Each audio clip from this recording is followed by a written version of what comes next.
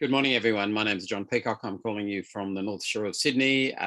We're halfway through what's turned out to be 3 weeks of lockdown, but that's life these days. And I hope everyone is well and fit and happy, and it's and enjoying winter. I hope some of you are at Thredbo and about to spend the afternoon on the slopes, but we'll see. I am the CEO of the Association Forum. I'm going to talk for a few minutes about some of the issues that we'll be discussing. I have a PowerPoint, but first of all, I want to talk about the importance of associations and as ways of representing industries and professions. In this case, agricultural industries. We can talk another time about the distinction between them, but they provide a crucial role in our industries and in the community and the world at large. Associations Forum, we are a network of 600 associations, and myself and my colleagues Kathy Newen and John Pender and the rest of our team spend all of our time talking to associations about management issues. One of the things that we're particularly talking about today is the issue of getting things going and being a volunteer and being a leader. And we'll be touching upon that. There'll be some technical things, but I'm also going to be talking a bit about some of the issues. I have seen and met hundreds of association boards, which probably means I've met thousands of association board directors over the years.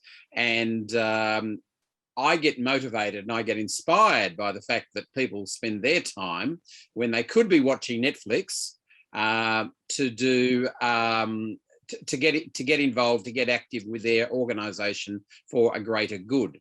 And I also like it when those particularly motivated individuals leave the association, get time to go and do other things. So that's what today is all about to some degree. It's about leadership, management and resources. And let's dive in and see how we go, folks. So that's us, Associations Forum. We are not an association. We're a business that helps associations, to clarify that. We are like, little bit like from a distance, an organisation of industry associations, and we've got 600 members who are subscribers to our services, and we provide a range of activities and service for them. A significant thing to mention about us is that we do need diversity of income streams, and we lost obviously a lot of income and profit from the pandemic when we had to cancel things, but we had other income streams. So one thing early on to consider, folks, is make sure you've got, don't have all your eggs in one basket financially. It's good to have other ways of money coming in. We've been doing a lot of governance work, a lot of strategic planning work for the last 17 years. It might be 18, we must check that. We were founded in 2004, and we had antecedent organisations before that as well. That's a bit about me. Now, a couple of things to say about me is, because this is an event for AgriFutures, which is to do with the agricultural industry, I am proud to say that I grew up in Dubbo on a farm between Dubbo and Narromine. Some other things to say is that I am from a family of joiners, of people who do things, and that culture may or may not be around anymore, because but certainly in my case there wasn't as probably much to do in my parents' and grandparents' days in terms of activities, and people had a strong sense of community. And both my grandfathers were involved in the RSL club. They were honorary life members of their sub branches, and it is something that you need to always be aware of, that your association needs to be offering member services and reasons for people to join in that way. The point number 3 I would like to emphasise, I was thinking about this morning when preparing, and actually I was probably involved in 2 undergraduate organisations. Then I've been involved in 2 professional associations, 2 community associations, and probably 2 alumni associations. So maybe it's 3 community ones now, because I just joined another association recently. So I'm one of those suckers who never minds getting involved and doing it. And I have gained personally and professionally enormously from my active involvement in a lot of causes. A tip I would say is make sure that you move in, you enjoy it, and you move on. I hit 23 years in my Dubbo High School ex-students association, which, as you can imagine, wasn't a terribly onerous thing. We organised an annual gathering and did some newsletters, and it was quite easy to be involved in that organisation for about 23 years. But you've got to be able to say what you're doing and be able to move on. So we're going to be talking about some of these things today, the role of the governing committee, positions, working with volunteers committee, why it's quicker to do it myself is not the answer, acknowledgement of efforts, developing the world's quickest and easiest plan, meetings and personal involvement. Now, I will talk to one thing of those now that isn't really covered by the rest of the slides, which is do consider acknowledging and celebrating your success. Even if it's a small group not doing much, get yourself and go and have a lovely morning tea together. That might be not as much as some organisations put out, give fellowships or honorary life memberships or awards or enter people into Hall of Fame and things like that. But what you're doing for a great cause, a greater cause that will continue beyond your time of active involvement. So always do acknowledge and your efforts and the efforts of others and celebrate their successes. And it's good to be, if you're in a leadership role, it's good to be a good communicator and a good people person who goes out of their way to thank people and stay in touch with people and congratulate them on what they have achieved. To show you that other associations are being established all the time. The ones in the middle, I guess, are the ones we need to look at. There's four that I want to briefly show you. Self-managed superannuation. Of course, superannuation has been around since, I guess, Paul Keating prime ministership, and then, of course, evolved self-managed super. That's started by Vibrant People. Biometrics, that's a new technology for identification. Men's Shed is it's camaraderie for often retired people, mostly blokes. Men's Shed is, I don't think that they're exclusively for men like the Australian Club, but they are a great new area that has come along. And who would have known what blockchain is? And I don't know what it is particularly either, but new organisations are coming up all the time. And they're being started by passionate people in the same way that Alexandra mentioned in her organics organisation, someone who had a great passion and a great understanding of what in the industry and in that case consumer needs were. The association sector is a strong sector. And now this might seem a little counterintuitive because aren't we just a lot of us small organisations that are fledgling and that we don't have much money to get together? Pratik mentioned that money was scant when he was involved in starting, maybe it was the Pine Nuts organisation and also involved in the International Law Students Association. But number 5 is the one I want to highlight, folks, which is that associations can never give dividends. So if you can imagine how rich BHP would be if it had never given due, it's very appropriate in a corporation. That's why people invest in the stock market, to get dividends as well as to have their shares raise in value. But associations are organisations that never have to give away any of their profit.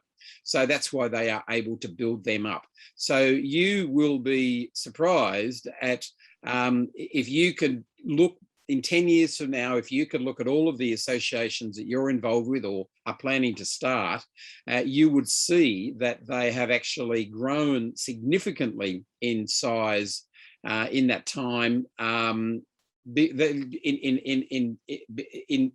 in many ways. They've grown in resources, which means money in the bank.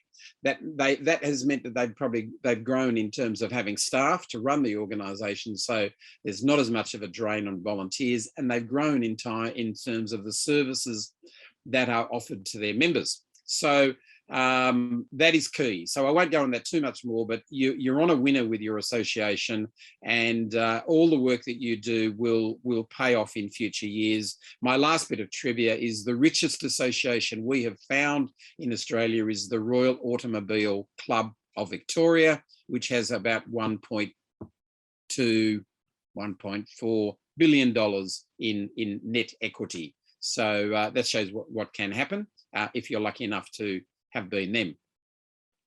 Structure and scope, we're not talking a lot about this today, but it is relevant and to look at how you're incorporated, who your members are, whether you're a federation. I'll quickly look at some of these things. Most organisations, if you're a state-based body, it's probably okay to incorporate under one of the state acts, but if you're cross-border and going to be a national body, it's worth considering becoming a company limited by guarantee, which is the national form of an association. Most of your organisations are going to have well, you need to give a bit of thought in your constitution to see who our members are, individuals or organisations, because that can have impact down the track. And if you're not sure about who should be the members, give Kathy or myself or John Pender a call, and we'd be happy to talk that one through you. Federations are relevant. Federations are groups like the NFF is the most famous federation in our context today, the National Farmers Federation, which has the state bodies and a number of main produce organisations as their members, but they are a little bit challenging. Don't need to say too much more about the rest of it, but we also, these days, we generally say, and I think it generally happens, that we don't suggest you become a state organisation, because usually what happens in your agricultural field of activity, in your produce, it's going to be the same around the nation, and it's usually a bit hard to do that. Now we have a chat question I will just see. Hi, Daisy. Thank you, Daisy, for joining us. Yes, we're very happy to send you a copy of the slides, and thank you for joining us for a while today, and join us, come back if you can. Another quick chat. Okay, now, Karen, thanks for your question. My question from Karen was an international national associations that are recommended becoming a company by guarantee. It's both. It's international or national associations. If you were one of the if you're going to be a new brand of a new association, just looking at the delegate list, hemp, native bee, pomegranates, sustainable seaweed, pine nuts, that type of organisation, I would say you're probably going to be a national organisation, and you should actually consider and give some thought to being a company limited by guarantee, because if you grow, you will find that it's usually a better form of incorporation.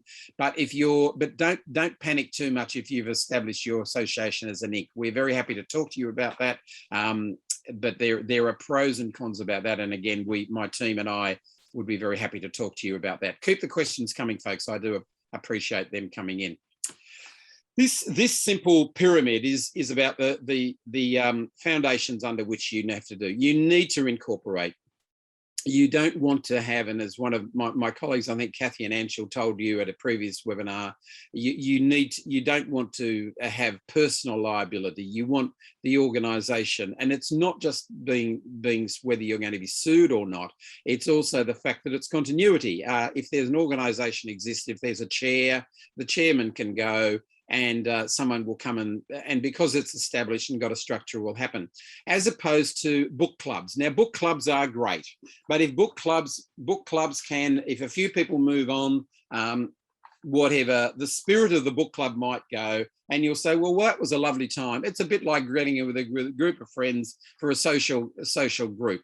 But if you're an association, you need to incorporate, you need to have a good constitution. We have a lot of experience in constitutions. Talk to us about those if you need to. You've then got to get a board. Now, the top bit of the pyramid, the CEO, that's the optional, that's what we've got to aspire to. I'll tell you about that. But you've got to get a board or a committee. I generally tend to call them boards, but it's usually interchangeable with the governing committee. And you should aspire to have a CEO, because if you've got a CEO, or if you want to save money, it's just an EO, and they do the work for you. There's money coming in. They make sure that the money keeps coming in from membership, from events, from sales of products or services. Field days are obviously things that agricultural groups can do. You've really got to, yeah, well, I will say this again, and that most associations make most of their profit from events. So make sure that events are on your agenda. So that's the foundations. And what you really want to do is come up to getting a CEO if possible. That's good. Right. And there's a comment from Kathy. Thank you, Kathy Newen, for sharing it, that we're going to share the slides with you afterwards. Ideal number of directors. We ask our members, and we have for about 17 years, about the ideal number of directors. And this is a nice simple graph to show you that 7, 8 or 9 are the most common number of there. And a quarter of associations have 9. We are amused that some people say that you're better off having 0 on a board of directors. We don't know how you can work with 0, but sometimes you may, if you've got a really bad board, you probably wish that you had none of them there. A comment I would say is that the smaller your association, the more likely you might go up to 9 or even 10. But when you get staff involved, you really got to go back down to 7 or something like that, because you really have to compare it to a dinner party. 8 people can be at a dinner party and can all get to know each other and have a good civilized chat, but you don't want to have a banquet where there's a huge amount of people. One of our associations has about, in our network of 600, we know one that had about 28 members, and we tried to convince them that they should have, the chairman and associations forum tried to convince them they should cut back, but they were doctors and they liked doing things the way they were doing it, and so they stuck at it. But it is a relevant thing to look at how many people on your board. You've also got to look at whether the people, if most people show up to most meetings, that's great. But if you discover that it's an industry that where people get called away at the last minute and can't participate, well, that is a shame. So that might mean you need a few extra people, knowing that you're only going to get 80% attendance at any meeting.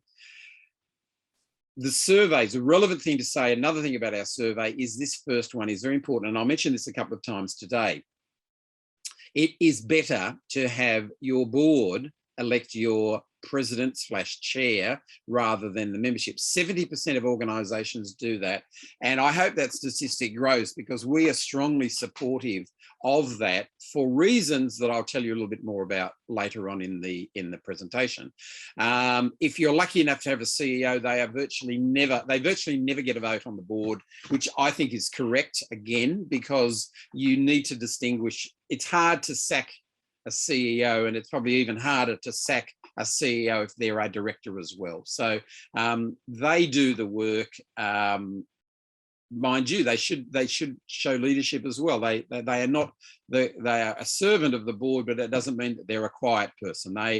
They should be coming up with leadership, and that's all okay. But the ultimate right of the board is to move a CEO on, which is why they are generally not a director. Now, the other one, the last two rows here are probably where you're dreaming, which is about whether or not we could actually pay people to be on the board.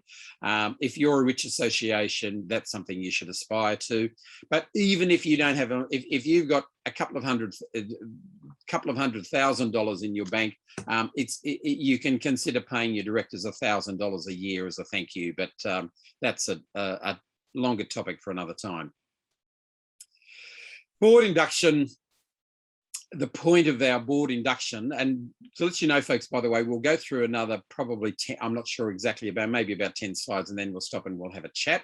But board induction, you need to train people who are coming onto the board about what is happening. Before they come onto the board, you've got to give them an idea and be honest and say, this is our situation and this is the amount of money in the bank. And some people lie, by the way, and say, oh, there's never very much work. And we don't say that you can't lie and say there's not much work. Sometimes you've got to twist a few people's arms, but generally it's better to be honest and say to people that the amount of work that's involved. But you've got to let them know that the organisation is stable, or you've got to let them know that it's in its fledgling area. That's important. You do need to do some training. I won't say too much about that, but there is certainly, all of you should be addressing, how are we encouraging people to join a board? And if they join a board, what induction are we giving them to about the process? Office bearers and portfolios, we've got a couple of slides on these. It is important within, let's say 9 on the board, office bearers might be 3 or 4. They're sometimes called the executive committee, but that's a bit confusing. We prefer to call it office bearers. They act and assist under the board delegation. They are not an inner board, and they must keep the board fully informed. So this is sometimes a little bit of a trick that sometimes people don't let the office bearers go off and do anything, and other times office bearers go off and do too much. So there is certainly a healthy balance there. But I think every association, it's quite acceptable and it's good practice for the office bearers to get together and say, well, we've had our board meeting.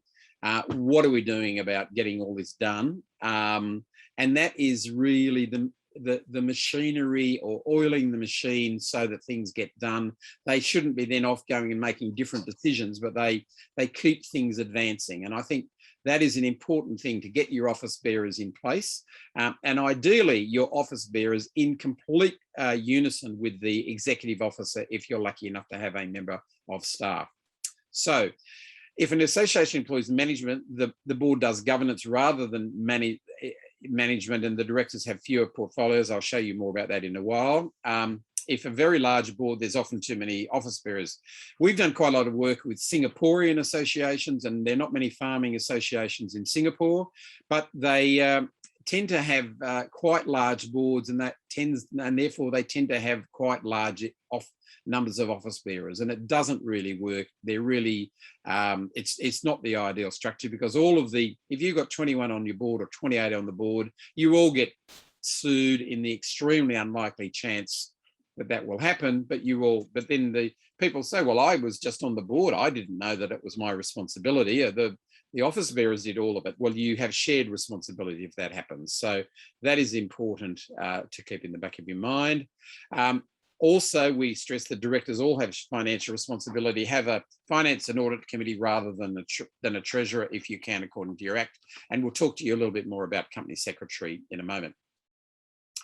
This is a little bit of a life cycle. Well, not really life cycle. I guess it's a size cycle diagram, where we mention that there is a difference in a smaller association to a larger association about some of these roles.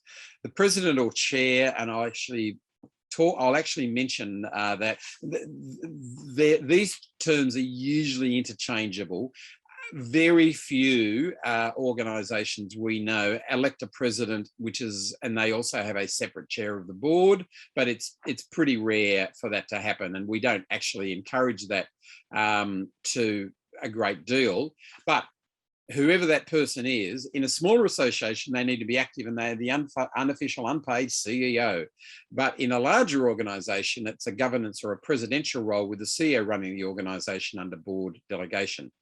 The wording is exactly the same for the deputy president and chair on both sides of this. So the deputy president or the deputy chair is necessary as a backup, and ideally the next in line to be the president or the chair in both organisations. Now, it's important, I believe, to have a deputy. It's just a succession order. It makes things smoother, and it's also a way of trying to ask people, give them a bit of a viewpoint of what it might like to be president. So that is important in both those, in terms of succession planning. Public officer secretary, and there is a slight term I will mention here, which is there is some organisations have an honorary secretary, which is not necessarily the same as a company secretary. The company secretary or the public officer, a company secretary under the Corporations Act and a public officer under most of the associations in Corporations Act, they are the official person who has to sign the documentation and things. That is a little different to an honorary secretary, who sometimes their role is to check the PO box if you've still got one, and to do the minutes. But in smaller associations, obviously it's a volunteer. And the position, that should say position noted in the Constitution.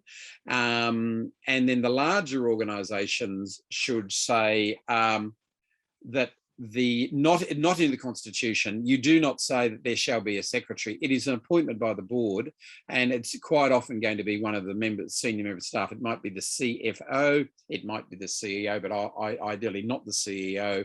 Ideally, it's someone who's at arm's length from the CEO, and sometimes it's outsourced. We do a little bit of public officer company secretarial work for a few clients. Treasurer.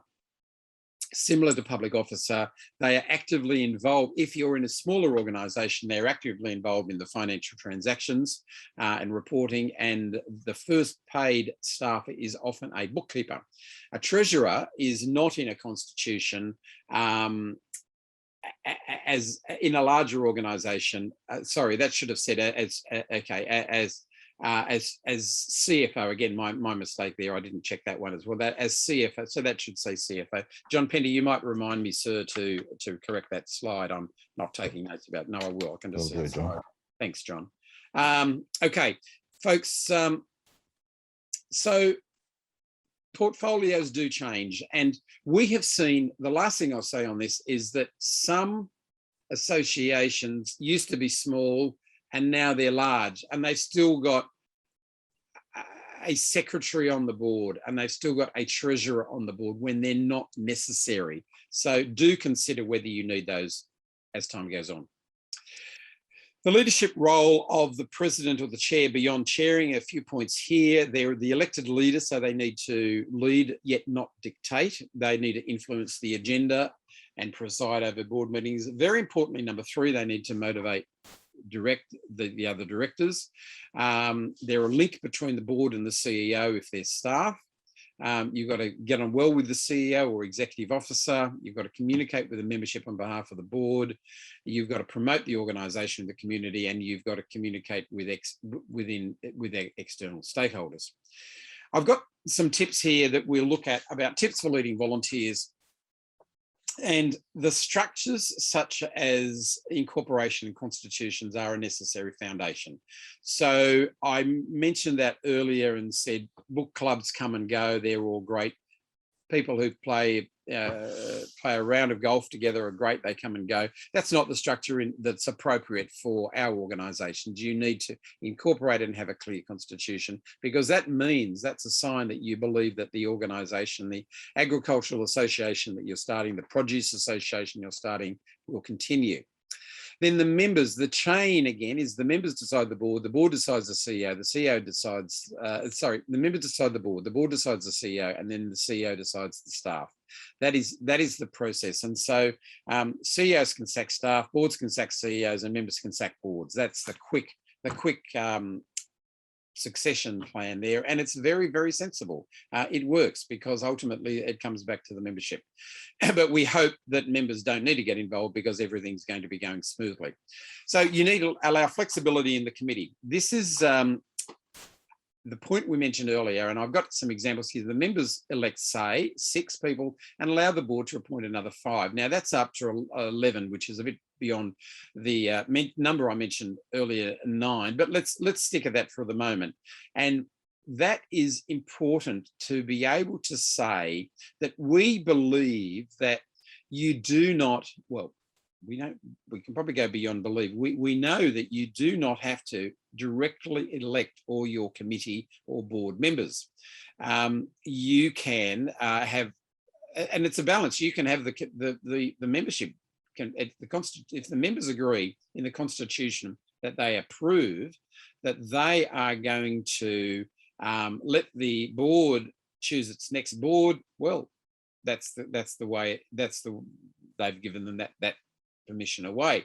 Most associations don't do it that way. Most associations have a majority of directors elected by the board, and this is a way of saying, well, we actually want to bring other people onto the board. If you have an organisation and you discover that no one from South Australia has been elected to the board and we really need someone from South Australia, it's great for the board to be able to appoint someone from the Barossa onto the board, etc., or the Wheat Plains, wherever they're from.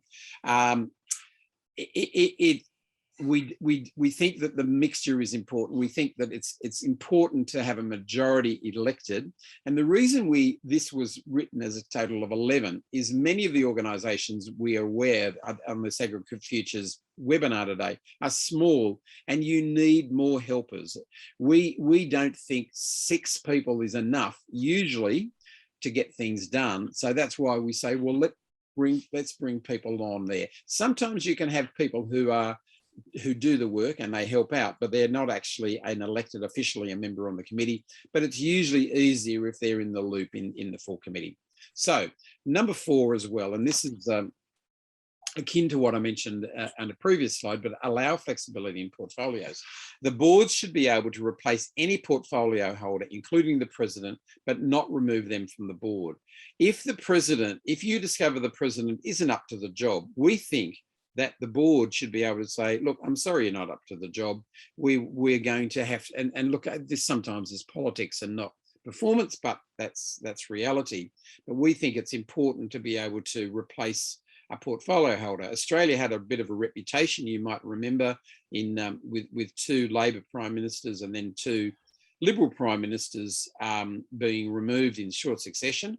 And whilst that was messy and a bit embarrassing internationally, the fact is that the parties weren't happy with those people and they moved people on. So, but in the association context, we think that's important. I'll say something a little bit less political, which is it's better to, rather than say, we are going to go to the AGM and appoint a treasurer, and someone puts up their hand, oh, I'd love to do that. You're better off if the board is able to find out who is capable of being treasurer and put them in that position, rather than, because it's really like it's really like a job placement, and you've got to recruit and interview people there. It's not a popularity contest or the first person to put up their hand who should really get their job. So flexibility in portfolios, we believe, is very important.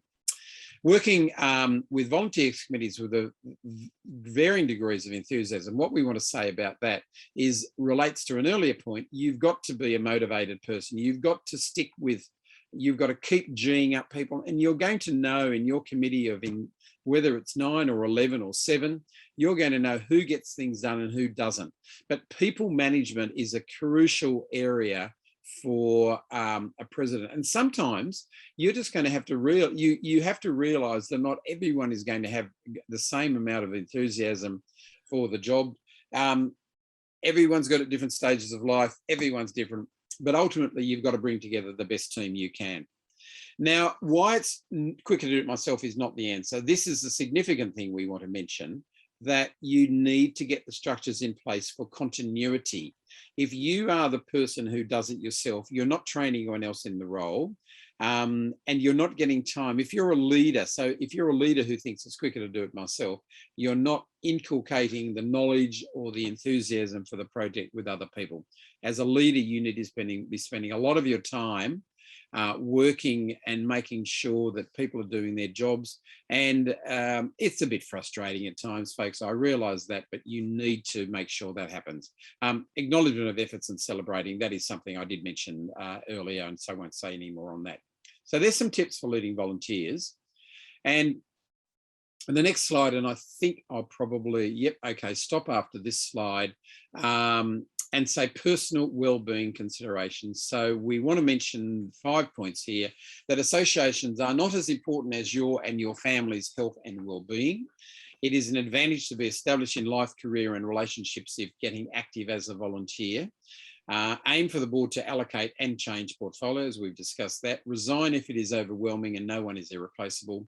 And a little warning is be alert to sociopaths. And I went to Wikipedia and I found that a sociopath is a person with personality disorder manifesting itself in extreme antisocial attitudes and behaviours. And we can hear your horror stories about difficult people on the board at different times.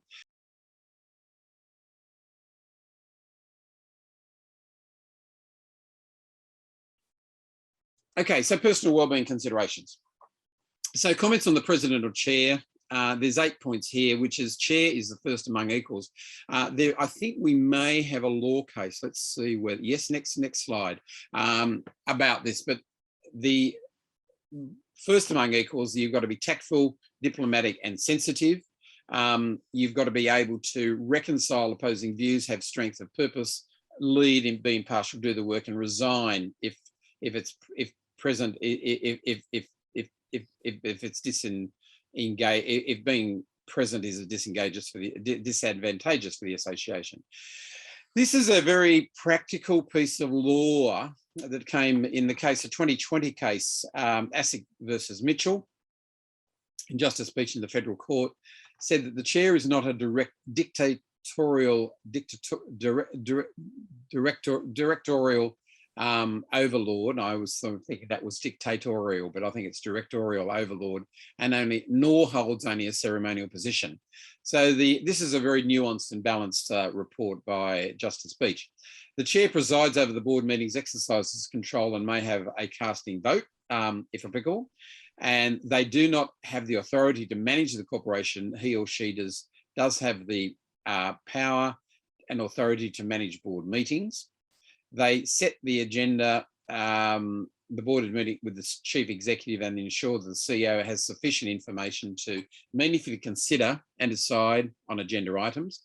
They're responsible for working and harmonious relationship between the directors and management. So it's really a lot of people skills involved in that.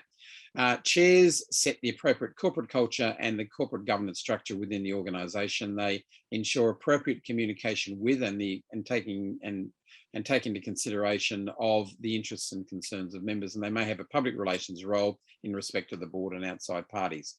So very, very good case here about the balance in that. Okay, so the situation of the chair is quite clear, and you've got to ask yourselves, is the right person in the chair? And that's another reason that we say it should be the committee who can choose the chair rather than the membership at large. You've got to have a situation where, in the worst case scenario, the board can say to the chair or the president, depending on the term, you're not really the right person for the job. We think you're wonderful, or maybe we don't think you're wonderful, but we think that you're not we don't want you to be our leader. And in that case, we need to move on. So that is important, because it shows you the importance of the role. Company secretary, this is a serious role, in that the company secretary is the legal secretary of a company limited by guarantee, which is if you incorporate under the Corporations Act, and a public officer is the responsible person for compliance and secretarial matters if it's an association incorporated under one of the state or territory acts. And they've got to advise the board on governance requirements, perform duties under the Corporations Act or the Associations Act.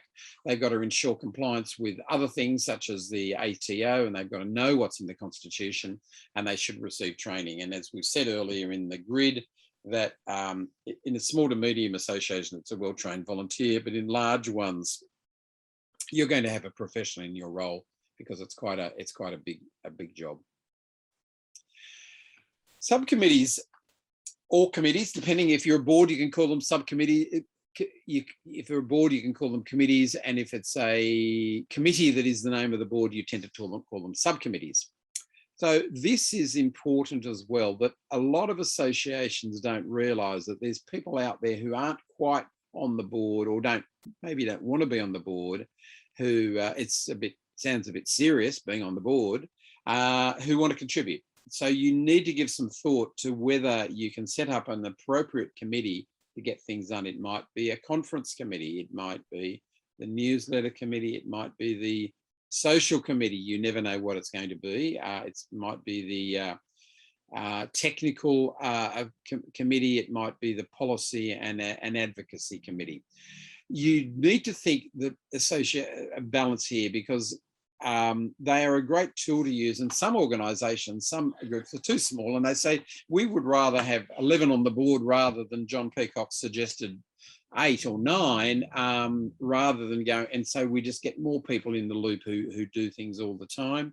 Other times you might say, well, we've got a lot to do, and we need people to do these specific tasks under the auspices of the board, rather than them doing rather than the board doing everything directly themselves. There's going to be I know there are very, very many successful committees in associations who have a specific purpose. So let's just look at some of the points here. Effective committees bring together a cross-section of knowledge and experience to generate group consensus. For staff, it provides guidance for program planning or action for a field day or a conference. We say that the most essential committee is the Finance, Audit and Risk Committee, the Money Committee, under whatever name you give it. And you've got to differentiate sometimes between operational committees, which what the CEO might put together, and a governance committee, which might be from the board. And you've also got to consider that sometimes you need to call it a task force, which is more likely going to finish at a specific period of time, rather than a committee which sounds like it might go. Thank you. I'll start again. I appreciate that that rather pertinent tip. Thank you, Alex, and other people. Now, I'll start again. Decision-making roles. The members play a role in, the CEO is accountable to the board is accountable to the members. You've got to know, but what you hope to do is to have a situation where the members are happy and they know that they've given authority and responsibility, the two words under point number 2, to the board to get on and do it. And you want to be in a situation where the board has enough money to start to get to the point of appointing an executive officer or a chief executive officer. A side comment I will make is about an AGM. We quite often get asked at associations forum about AGMs. No one comes through AGM. Well, we say two things. We say that is a sign that they are not angry. They are not there with their baseball bats coming to overturn, and so apathy is in some ways a sign of satisfaction. The other thing we say is it's not really a good thing for an association to have minimal engagement from the members at an AGM. Put it on the same time as a conference, have a function, have free booze and a nice meal, or something like that, or have a guest speaker, an interesting guest speaker coming along at a function immediately after the AGM. So you need to get your balances right. But the good news is if members have confidence in the board, then you will no doubt hear less from them. If feasible, hire a CEO. So we're just glancing through the slides here. Number 5, directors need to be in a situation. I have a recollection of one of the first clients at Associations Forum in the early 2000s, who they were an association that had $700,000 in the bank. They were an allied health association, and they had one member of staff, and the one member of staff was distraught to the degree that they said, we've got all this money, I'm so overworked, we're not doing all the things that we could. And they had a treasurer, a very nice guy, who thought the organisation still had $70,000 in the bank, which it had when he started as treasurer. They had grown tenfold to $700,000. And sometimes there's a psychological thing, oh, we can't put people on, but crikey, folks, you've got to, if you've got money in the bank, you should be spending it to grow the organisation, because we believe that the CEO will get more done because they want a job, and that, well, more than that, they want a job, and they also want to achieve something. They want to have meaningful employment, and they want to see that the organisation they run grows. There's going to be no, if you can motivate someone as a volunteer, imagine if you motivate someone on a good cause and you pay them money as well. So it's very, very important that you should aspire to have a CEO. Mentioning point number 2, jumping about back here, it's easier to start off with with paying for administration, but you really need someone who and Alexandra, I'm going to pick on you and say you all need an Alexandra who's a general manager who gets things done and gets things organised, and then and makes themselves indispensable in their organisation. So aim for a general manager, executive officer. We'll have a quick look at this slide, but not too much to say. But I want to talk about this issue of leadership, and today's AgriFutures webinar is about leadership. And we think leadership can be either by the CEO or the chair or both. To some degree, I think it's got to be the CEO. If you've got a shy, reliable, capable chair who comes from the industry and it's their turn and they're very happy to do it and they chair a good meeting and they're going to do a very nice job for 2 years, that's fine. But that is probably not coming up with dynamic ideas about what the organisation is doing. So you can certainly have dual leadership, but you probably should, that should say joint leadership, because you don't want to have conflicting leadership between the CEO and the chair, because if there is that case, you'll certainly find it's the chair who's going to win, because the CEO reports to the board and the chair is the first among equals on the board. It is important to don't hire a CEO if they can't come up with new ideas to make more money, to keep the members happy, and don't hire a CEO if they don't take responsibility for happy membership, growing membership, better member services and things like that. So we are an organisation that don't necessarily say that the board must think strategically.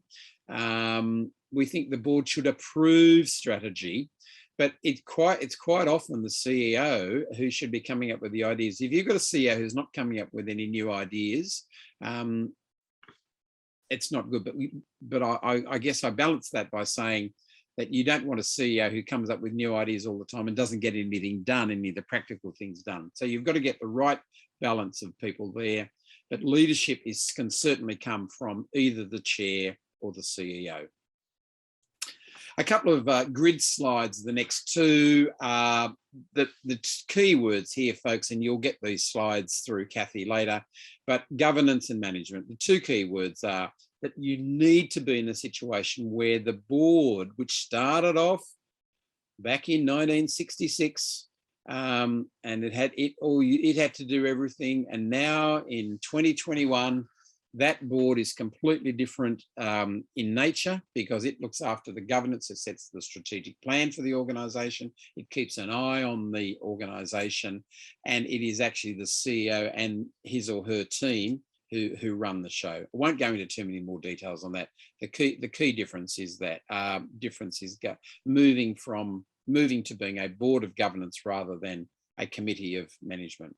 That's just a grid there to look at, to give you a little bit of an idea about the differences in responsibilities. The second row is probably important. It says the board decides what and the CEO decides on how to get it done. And I'll come back to that one more slide, and I'll say the board confirms what.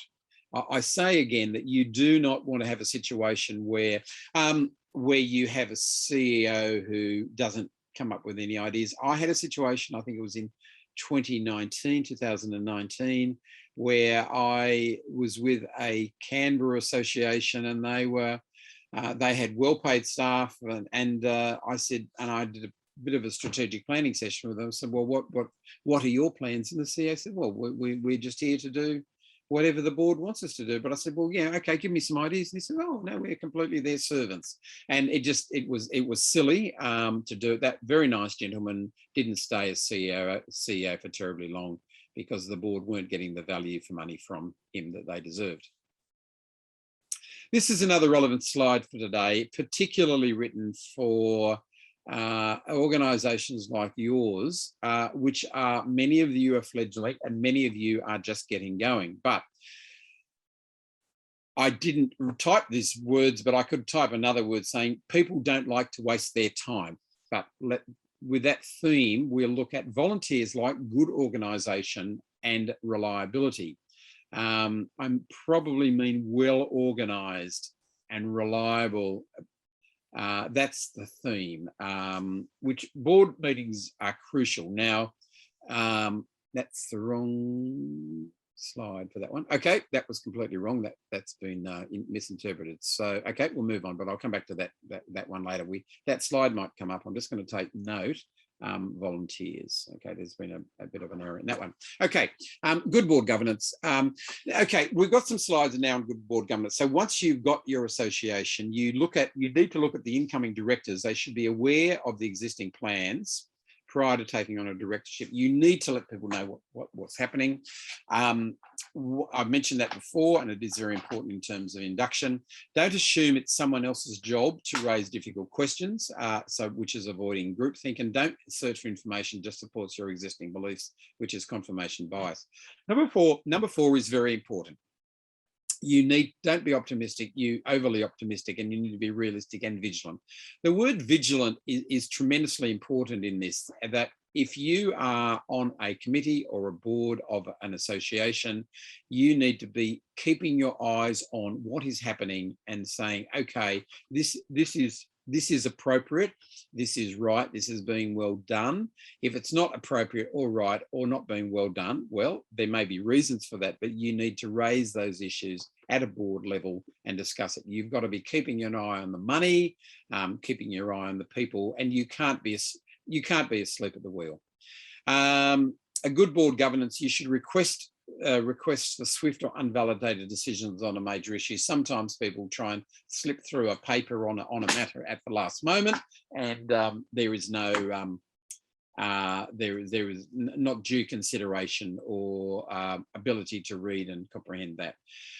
We mentioned number 6 before, and risk appetite is relevant as well. The richer you are as an association, and we like you to have plenty of financial resources in the bank. That's something we really encourage you to aspire to. That you should then, it gives you the ability to make a few more risks. And folks, something that isn't in one of these slides, but I will say, is that you should be charging what you are worth. Don't charge a pittance for membership. Charge hundreds of dollars, not tens of dollars or dozens of dollars. You've really got to say, well, to be serious about this, we've got to charge what we're worth. We've got to be charging people money to join, and that's going to give us the quantum to be able to do things. We've seen too many organisations that charge $55, which is $50 plus GST, so hence $55 to be involved, and we think that's we think that a lot of associations don't charge what they are worth. So you need to consider. The other financial thing, let me say about that, I'll say again, remember most associations make most of their profit from events and field days, that type of thing. Some of the governance principles we've got here, I'm going to go through these and say that consider the mission and the pillars of the organisation. You've got to know what, and we're talking a little bit more about mission and pillars in plans. You've got to find out, you've got to know what the organisation membership structures are. We talked earlier about that. You've got to figure out what the board does and what staff does, and note that will change over a period of time. As the organisations grow, the roles will change. You've got to keep an eye on the finances, be confidential, and consider the risk appetite, something we've just mentioned. You've got to give input and then endorse the plan. Again, the strategic plan should be set by everyone involved, not just the board, but ultimately the board give the approval to it. You've got to look at the resources and the workloads and seek external advice. Number 6, on this, sometimes you have, if you're on a board, you've got workplace health and safety responsibilities, not to overwork your staff. Funnily enough, you probably have the same responsibilities not to overwork your volunteers, but that may not be monitored as well. But you need to look at the workload and see that people aren't doing crazy things. You've also got to seek expert advice from time to time, and associations are generally good at this. They realise they're not particularly good at writing a constitution, they come to an organisation such as Associations for Help, or they are not particularly good at organising an event and they go to a conference organiser for that, or they outsource things. And that's a great thing that associations should be doing. You've got to comply to laws, be ethical and monitor culture. I will say a little bit more about culture, is that the boards need to see what's happening. You've got to keep an eye on the staff to see that everyone's happy, that there are no people being bullied, and that everything is being done in the appropriate culture there. And sometimes that is very much ultimately a board responsibility. Be vigilant, I mentioned that word earlier, and legally accountable to others. You've got to keep an eye on number 9. We talked about board composition, size and tenure and phasing, and that's important. The thing I would add to number 9 is it's a good idea to have 2-year terms where half the board comes up for re-election every year. So there's not the opportunity, the possibility of the whole board not resigning at a point in time, because most people last until the end of their elected terms. You've got to impress members and be wisely influential. You need to hire, support and empower the head of staff or the CEO. You've got to inform the board candidates and induct them, and you've got to ensure good governance practices as well. So some general tips there on governance. Okay, so here are some things for every association leader. These we have discussed number 1 and number 2 and number 3. We have talked a little bit about staff, and we encourage you to spend money, make some money, and put on staff. Finances, Pratik mentioned early on about the importance of finances. You've got to be making money. You've got to be trying to reserve money. Occasionally, you will find people come up to an AGM and they say, why have we got all this money in the bank? Well, it's for the good of the organisation. And if you get to the stage of being as rich as RACV, you can ask, well, maybe we can be doing something for the world. But until you get to that stage, organisations need to be thinking and looking at finances a lot. Technology is important. Association management and governance is easier now than it ever has been by the tools of technology, the databases, the web portals, the websites, the board portals that allow people to access information. Member services, we'll talk a little bit more about later. Communications, you've always got to be thinking about what you're saying to people and when. And I think my colleagues Adrian and Kathy might have mentioned that in a previous webinar.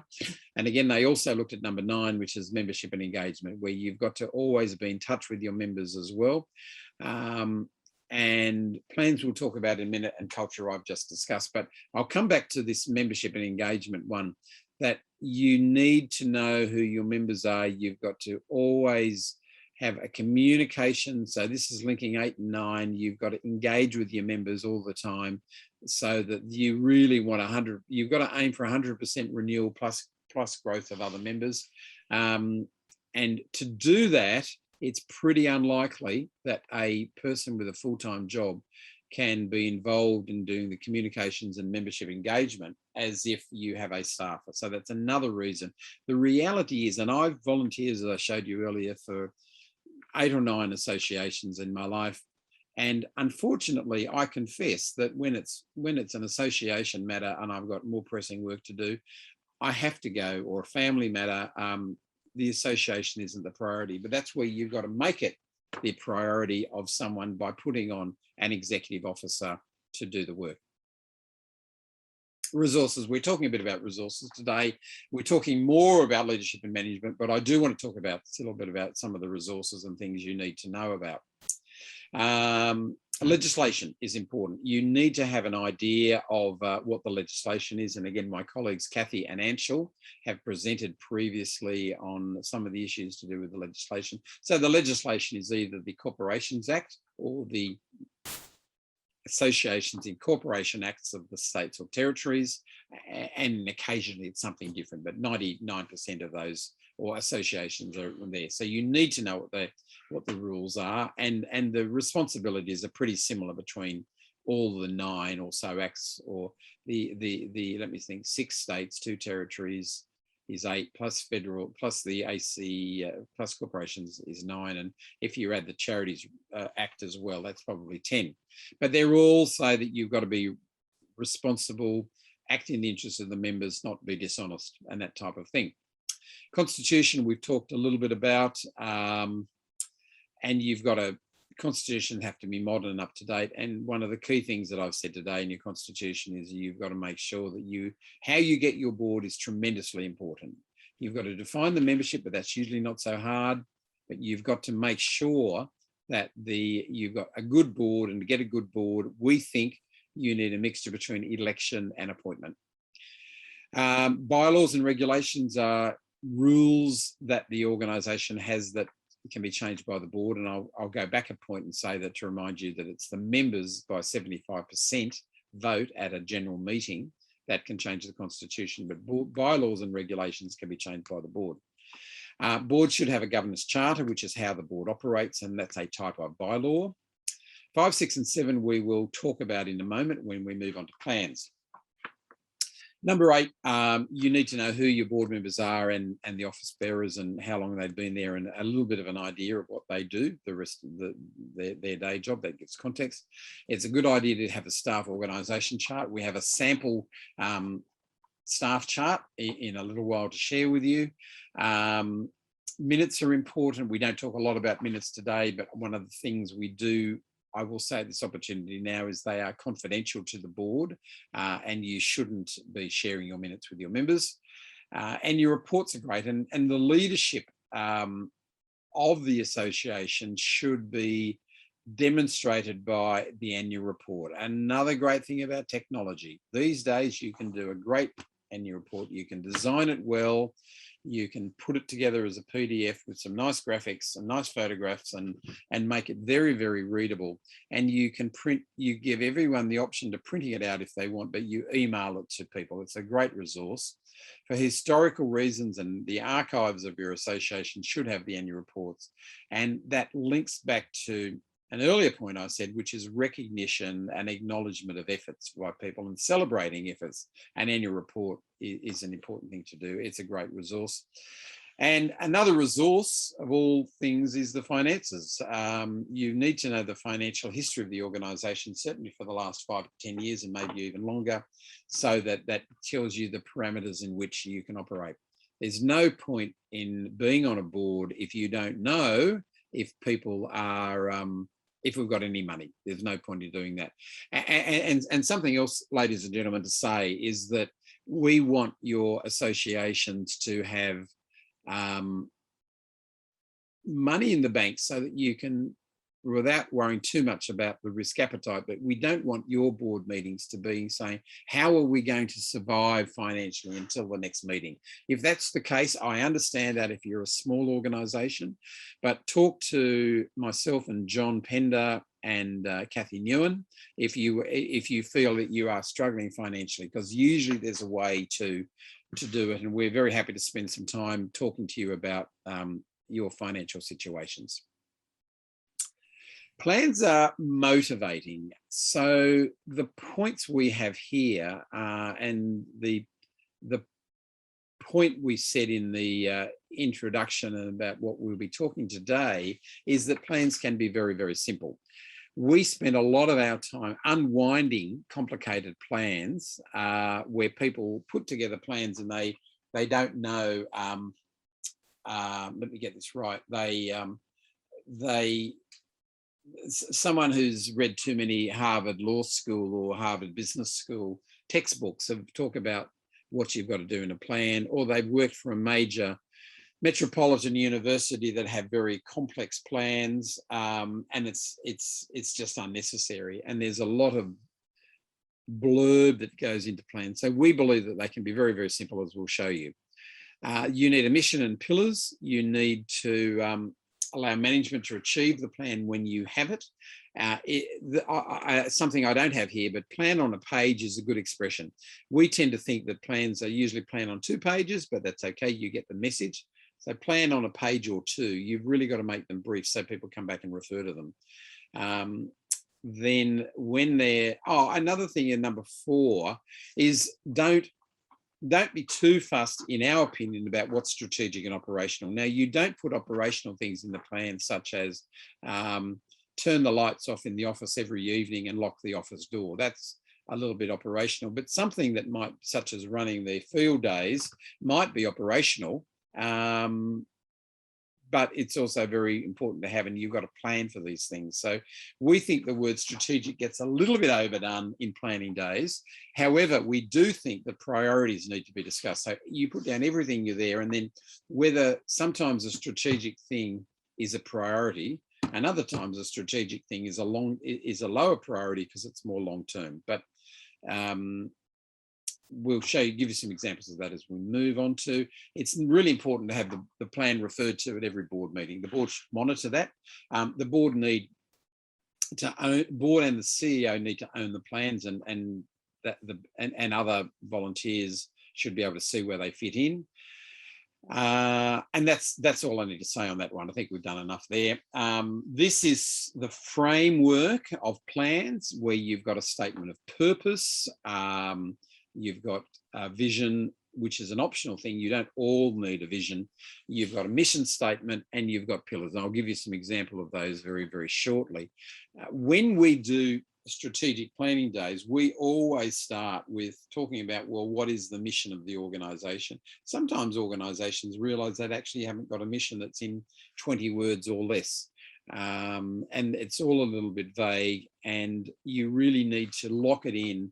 That's the crucial thing. Then you talk about your pillars and then the activities. So let's looking at some examples of that. So here's XYZ Association. It's advance the interests of the profession and to represent the interests of the members.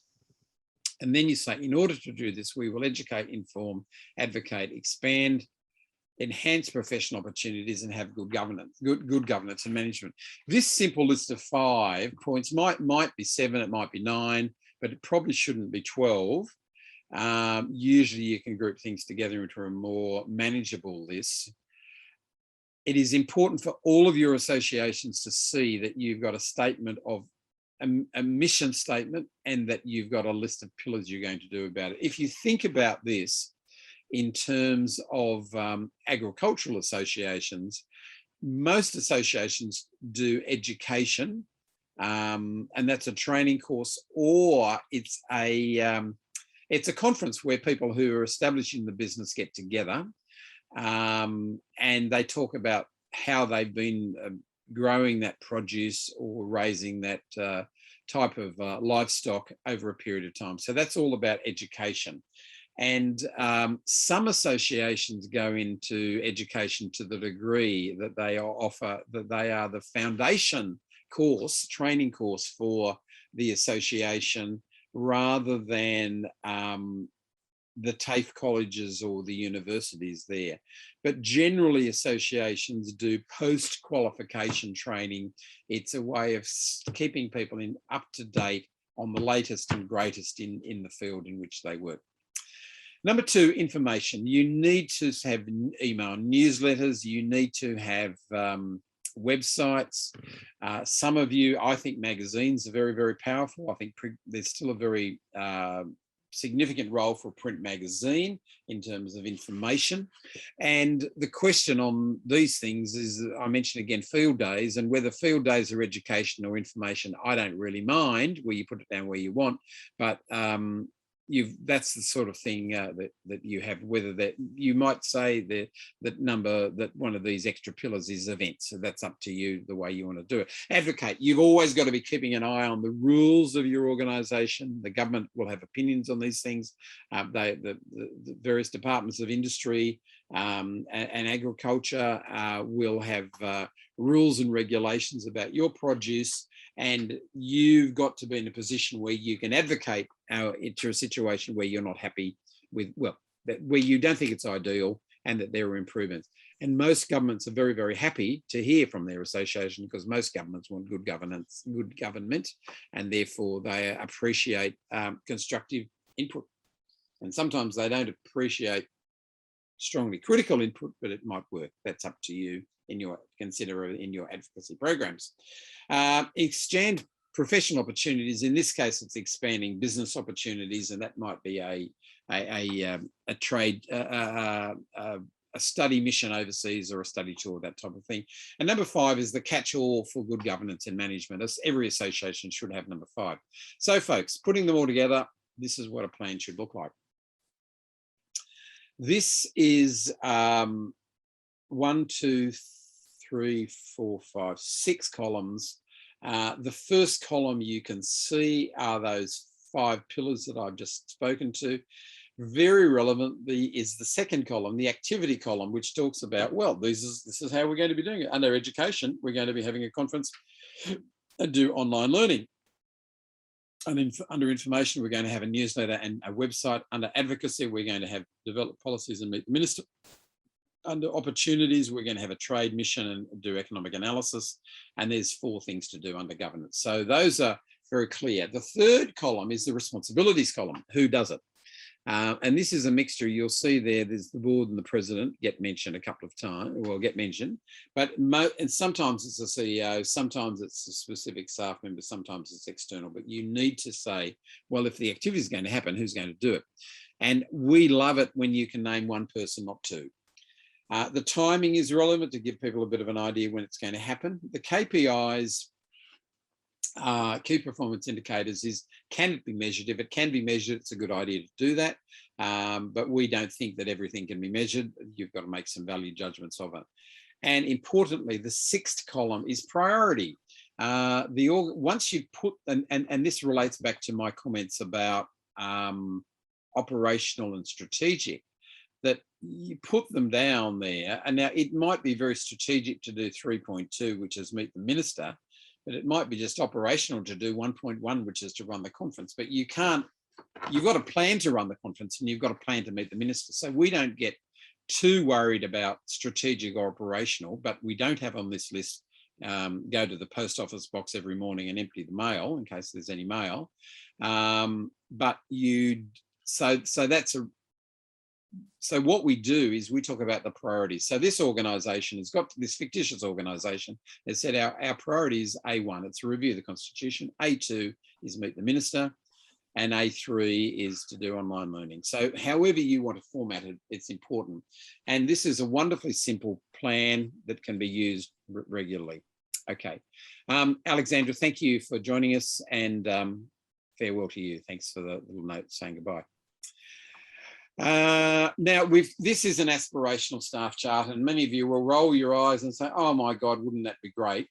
And it would be great, but we do want to mention it because we want you to see it as something that you aspire to, where you put on this wonderful chief executive officer who has 4 direct reports, and 2 of them have other direct reports. The membership person has someone in charge with recruiting, retaining and engaging current members, and that might include communications and including e-newsers, and it can include phone calls and visits.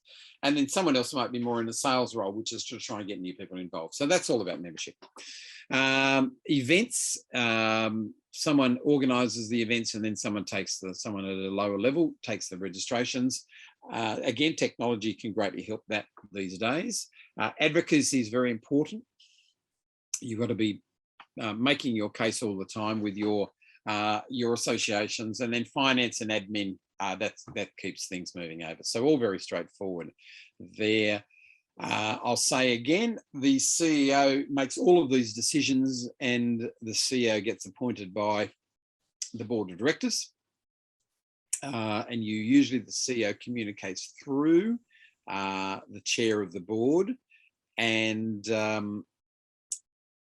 you want to, but you need to be cautious that the board they need to know who's on staff. And I've said that earlier, that you need a staff chart, but you've got to keep letting them know it's not there. If they've got a cousin who they think could make a better finance and admin officer, well, they can give that input to the CEO, but they can't come over the top of the CEO and make comments. Julia, thanks for saying that. You like the grid, yeah, but yeah, thanks for joining us from that time, Julia. Appreciate that. I will come back to that grid again. You can see that this is my favourite thing, but it's got to be nice and clear. There's no woolly words on it. There's no vagueness. It's not fluffy, and you really got to make it clear. We see some plans by some associations that are far too vague. And this is a much more pertinent one in that way. Okay, send the staff chart. Folks, moving on for a while now, and I'm going to come back to that slide that I lost in a while, but I'm going to talk to you again. My colleagues have talked to you a little bit about member services as well, but in terms of associations, it's a good thing, and I'll just go ahead to show you these a whole 7 points over 3 slides. And these are the things that your association, this is a fairly comprehensive list of most of the services that are offered by most associations. And I'm going to put a note to myself here under number 37 to add my favourite word, field days.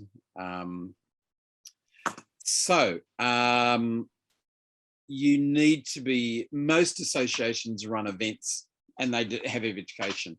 Conferences and exhibitions I guess is a field day. Information workshops where something comes up and you want to train people on a specific topic. Some associations have the 4th bullet point under number 1, which is ongoing training and education. That gives it. Now, CPD, what that means is that's continuing professional development. There is sometimes you actually want to say that someone is a certified or an accredited individual and they have done their points, they have actually done that. So in your field, you will find people end up with who are specialists, and that's a way of them, an individual proving that they have that specialization.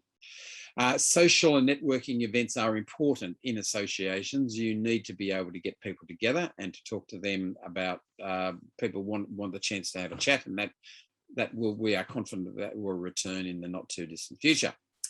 Webinars and online events have flourished during COVID, and mentoring is a very important thing where some people are new entrants to the industry and you actually want to encourage that, and it's a great thing for senior members to be able to get involved and play a role in mentoring.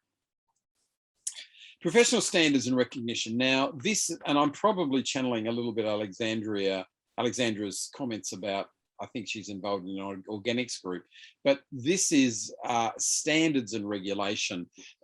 You need to, it might be, say, professional and industry standards, that should say, I guess, but you need to be setting the standards and the benchmarks and the criteria for excellence in your field of agriculture. If you're not doing it, someone else will come in and try and do it. Accreditation schemes and endorsement schemes are very important. So you've got to be actively looking at technical standards, codes of conduct or codes of ethics, accrediting members, and having disciplinary procedures if people don't follow the rules, and awards, and that's the type of thing. Grower of the year, producer of the year, farm of the year, and then a Hall of Fame for people who've done it for 50 years and played a role in helping found a certain field of agriculture in Australia. So that's the first 2. And the next 3, policy positions and statements, and they obviously vary hugely on what your causes are. And so let me say that it's important to have a policy statement so you know what your policy is, or a position statement so you know what your policy or position is, and then you've got to go and make the case. But if you don't have, sometimes you've got a position statement and we don't need to activate it because everything's going fine, and then someone comes, tries to do something that conflicts with it, in which case you then have to start getting in the ears of politicians or departmental people, Department of Agriculture, Department of Industry people, to state your case. Number 4 is certainly, I think, relevant to associations: the economics and the profitability and innovation. It's necessary, I believe, to have a bit of an idea on the quantum of what is happening in the industry. There's got to be some sort of a resource or a study that talks about the amount of people that are involved in terms of the marketing information industry intelligence. Economic analysis is important. Sometimes you need to do surveys and benchmarking of your members on particular issues. I've shown you today that some of the results from our board surveys. And just a little while ago, when I was showing you member services, that has come from our an analysis of our membership services surveys as well. So think about what information, serious information you need, and watch things grow. That's the other exciting thing about it. If you're a fledgling field of agriculture, you will find that it grows tremendously over a period of time, and you've got to get in early to start doing the counting. Sometimes you need promotional campaigns to do, and they can be done sometimes by the RDCs, the agri-futures of the world for you. Merchandising, and again, the last one, research, development, and innovation, is often something run via the agri-futures or the other research and development corporations that exist in agriculture. Advice. We think it's very important for organisations to be able to give advice, technical advice, helpline, guidance on information on legislative matters. Some organisations spend times, and they have an industrial relations advice too, and an association of the employers might get together and say, well, guess what, if you've got a question about unfair dismissal or long service leave, ring us up, ring the association up, and we'll be able to help you. And quite often that's outsourced to a professional advisor.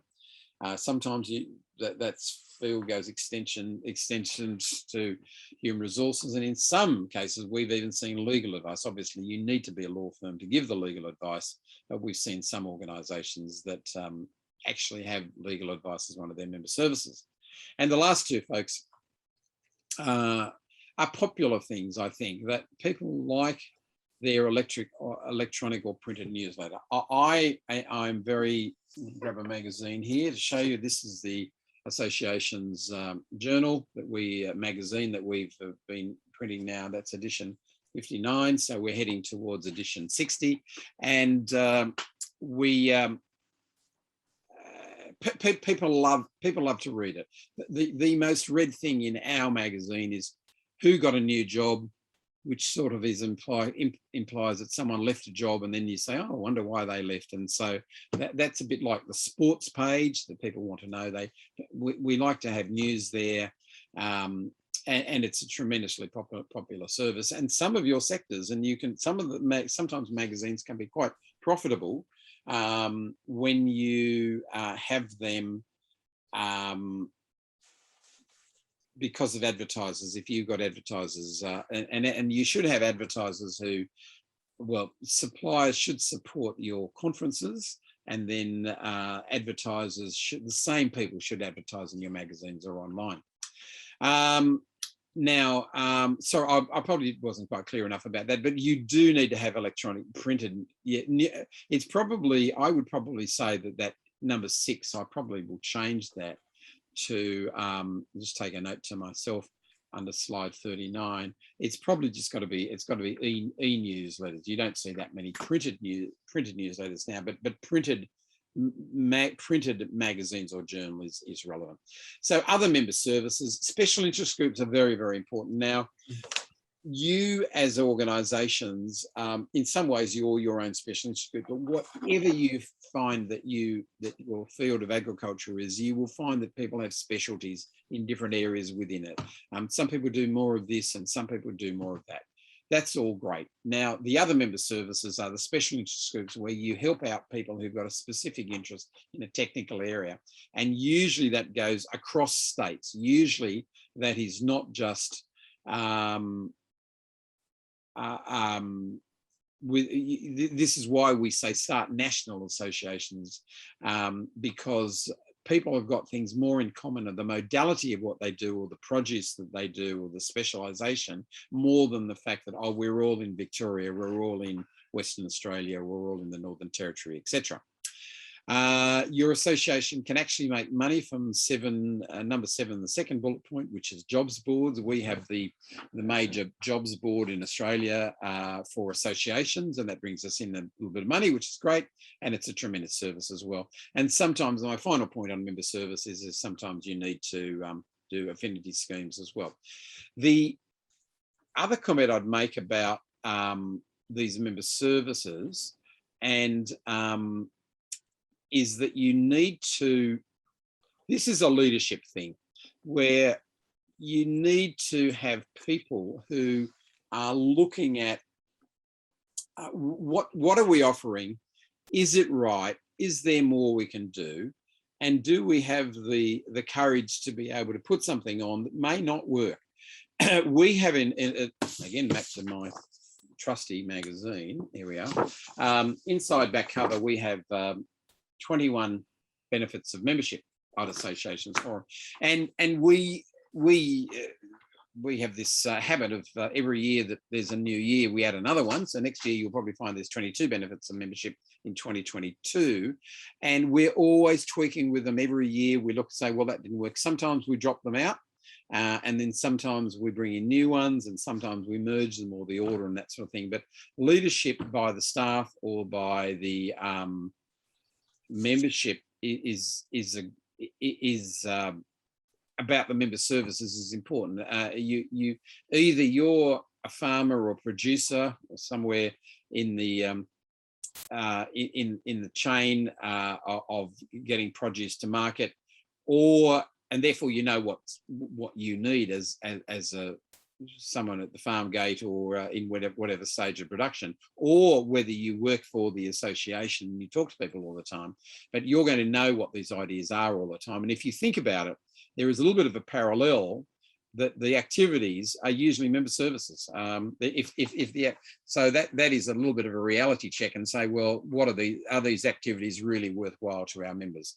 So there you will, if I've now realised that there's a link between the second column there and all of these more detailed services that are on offer to members over a period of time. Okay, folks, we've got about less than half an hour to go now, a few more slides and then a chance for a bit of a chat.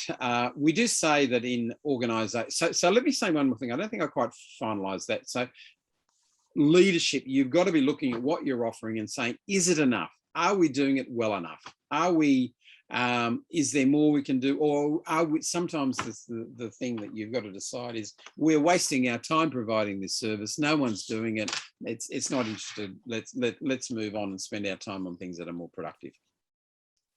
The annual board cycle is there, that when you're in leadership positions, you've got to get people together. And even if you're a small volunteer group, there's every now and then you've got to change mode and not just talk about what's on the agenda at the meeting. You've got to say, well, let's do either have elections or do inductions and governance training, and then we're doing training today, planning or budgeting. So there's a cycle for things there. We have a slide here called Skilled Staff and Wise Board. And one of the points of this slide is that you hear a lot about skills-based boards. We don't tend to use that term at Associations Forum all that much, because we think that most of you who are on boards or going to be boards, you're going to have, we want you for your wisdom, and then we think we can skill you up as a general rule. Now, skills-based boards is interesting. It sort of means professionalism and having people who've got a particular skill, but you've got to think a little bit about this and make sure that we think that the best boards are always going to be the ones that are run by the farmers or the producers or the professionals in the field, rather than independent people who are board governance experts, which, by the way, we are. But you wouldn't want to have everyone just from Associations Forum on your board, because we wouldn't have a clue about how to run the modality or the cause you're there. So skilled staff and wise boards is what we encourage you to consider. And point number 2 I will mention is that independent directors, when you bring on these external directors, sometimes people say, oh, wow, they're the external. They've got a particularly good qualification. They've got a certain degree that we aspire to or we're very impressed by, but they may not know what they're talking about. So you do need to be cautious. Well, let me rephrase that. They may not be the font of all correct knowledge in an organisation. So, but sometimes they get a bit of an aura about them there. So we think you should try. So we suggest terminology, member directors and external ones, because we think that member directors have an abundance of skills. A few more slides to go, folks. In terms of board styles and attitudes, you need a board that that is supportive, inquiring and vigilant. You need signals for where it's not, when things aren't going in unison, you've got to find out a little bit more about why, even if it's just realizing that's someone's personality. You've got to keep remembering the association is not about the director's interests or their self-promotion. The board should be a clear majority from the sector, not from not external. And we've written an article on that as well. And thank you, Karen, for joining us. Board decisions. This is a significant thing about leadership, folks, that we do want to show you this slide in a little bit of detail, which it says the boards need a majority of at least 50% of votes cast once a quorum is reached. So you've got to have a majority. If something is tied, that decision, that motion is not carried. And that's fine. You don't have to always carry things. Some motions don't get passed. And that's the case that it's not passed. So decisions must be minuted. That's important. And formal motions proposing and secondly, they're not obligatory, but sometimes they can keep things moving along and add clarity, but they actually probably shouldn't be in the minutes of who proposed and seconded. Once the board decides, as all the boards are obliged, once the board decides, all directors are obliged to support the decision and maintain confidentiality, which is cabinet solidarity. So that is a very important thing. Once you've learned it, you can't then leave the board and blab and tell people about it. So that is an important thing, that once you've learned that, you've got to keep that. And you can talk to a judge if it ever comes up in a court case, but otherwise you're bound for confidentiality in that way. Number 5, if a director strongly disagrees with the decision and is concerned about their future implications for them through that decision, they can require their concerns be recorded in the minutes. So this is a variance to the normal policy that you don't attribute individual comments a great deal in the minutes, but you some people can say, please note that Louise from XYZ city said that they wish to record in the minutes that they voted against it, because it'll give them a bit more comfort that they can state that if that's the case. And number 6, in some circumstances, directors may decide to resign. Sometimes some of the issues about board performance, sometimes boards spend too much time on operational matters, redoing work, inefficient priorities, those things. I'll let you glance at those. They're all fairly straightforward, I think. Boards should not be overworked. Now, this is particularly relevant for a lot of the associations on this AgriFutures webinar today, because a lot of you, and I've read out a few names earlier of your associations, a lot of you are going to be new and getting new and getting things going, and you're going to have to spend a lot of time on it. Now, and whilst there's a bit of work in the beginning, you've got to aim not to be overworked. You don't want things to be permanently difficult in your association. So you should aim for minimal board work. We've tried between meetings. Now, that doesn't mean that you can't do things, projects and activities, but you don't relive the board meeting all the time. The board meeting is the board meeting. You don't keep sending emails around about things that happened at the board meeting and re-argue the case. If you're not sure about something, you call another meeting, say, I think we made a mistake, let's consider it again. If there are no staff, you need more volunteers and subcommittees plus a culture of delegation. This is what I mean earlier, that whilst an association with staff might only have 7 people on the committee, you might find it goes out to 11 if you need more volunteers. And if you've got paid management, consider making that person the spokesperson. That's important. If there are too many, and I think I've said number 4 already, and number 5, it's not that important, so we'll move on from that. You have a situation where directors sometimes are being difficult. This is just a list here. Number 6 is the most important one to consider. People have to behave. There are situations where directors bully each other, they bully members of staff. Staff yeah, there's a number of things there, but this is really just talking about directors. But you can have a look at this this list here, and you've got to make sure, and you've got to hold people to account and realise that leadership is saying if things aren't working particularly smoothly, that we will bring that up in that way. So do consider that slide there about directors behaving badly. Succession planning is important. I'll read this slide. Associations are people dependent. So is your association prepared for the inevitable situation of people moving on? Sometimes people move or move on unexpectedly through physical transfer, illness or dismissal.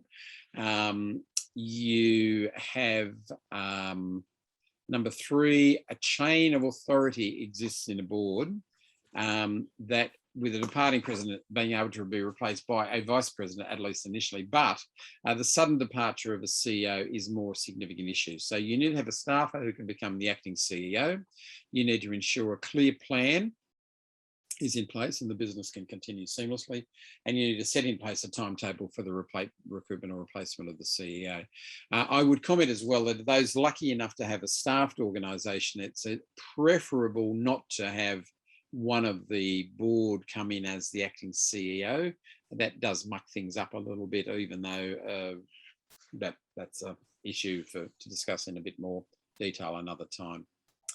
Some preventable problems to consider with your association in its leadership and management is that you don't want to have scandal or fraud by a person you trusted.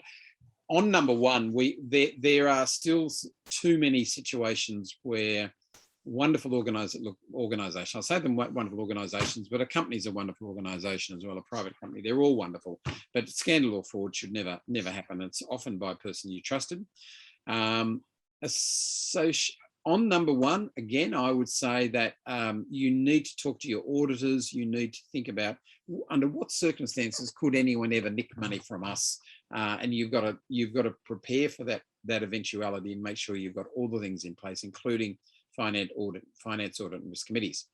Number 2, you can't go broke, but, well, no, sorry, I'll rephrase that.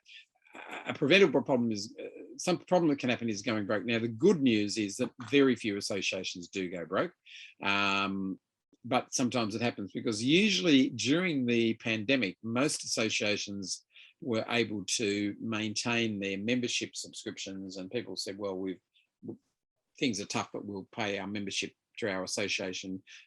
Sometimes people hold on to things a little bit more during difficult times. But also associations, and I said this very early on, and when we were talking to Pratik about the issues about funding with an organisation, once you get going with an organisation, you tend to have money in the bank. So most associations went into the pandemic with financial reserves, which they, by the way, needed to use over the last year and a half. But because they had those, and you find yet some businesses, some small businesses, and a couple of young people starting up a coffee shop aren't going to have a lot of money in the bank to be able to do that, but to be able to keep going. Farmers are used to droughts, and long-established farms are used to having the resources, and they realise there's going to be good seasons and bad seasons. Number 3, confusion as to purpose. That's sometimes happens. Sometimes number 4 is internal factions and politics is a very great negative. Number 5 is no regular transition to new directors. We believe you should have in your constitution a term limit, particularly for the chair or the president, so that person leaves they can be doing a great job, but move on. Someone else will come in. They will do a good job, maybe not as great a job as the other one, but you've got to have throughput in that way. That's important. Poor governance by the board can happen, unfortunately. Micromanagement by the board can certainly happen, and you need to make sure that you realise your roles as boards. This is assuming that you've got an executive officer or a general manager in place. Sometimes you've got the wrong person as CEO, and you need to realise that's got to be fixed. And then sometimes you don't get the advice that when you should do. We were amazed at associations with one client last year, and we told them again, just don't do this particular thing, and they did it, and they got in a terrible mess. So sometimes associations don't seek professional advice, but fortunately they usually do.